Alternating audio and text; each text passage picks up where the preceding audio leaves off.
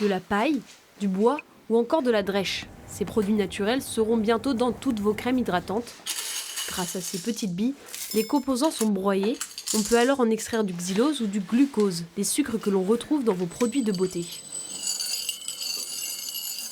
Ça, c'était de la sciure donc qu'on a broyée et qui va pouvoir être utilisée dans des crèmes cosmétiques. Ça peut avoir des propriétés anti-âge et puis antioxydantes également. Ces deux chercheurs poitevins espèrent commercialiser leur technique d'ici 2 ans. Développée dans la Vienne, les chimistes ont déjà trouvé des partenaires internationaux.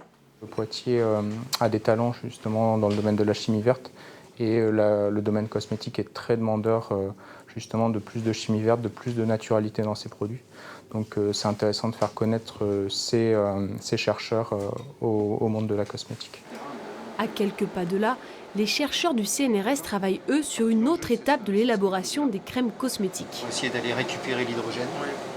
Leur mission, trouver des alternatives naturelles. L'intérêt, c'est que les molécules que vous avez fabriquées ici, on va les fabriquer à basse température. C'est-à-dire qu'un sucre, quand vous êtes dans votre cuisine, si vous chauffez un petit peu trop, vous faites du caramel.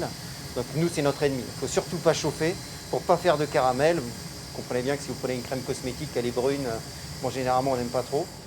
Ces résultats ont déjà séduit le grand groupe de cosmétiques L'Oréal ou encore celui de Pierre Fabre. Là, ça devient intéressant et vous assurez une espèce de continuité à la fois du laboratoire vers l'industriel.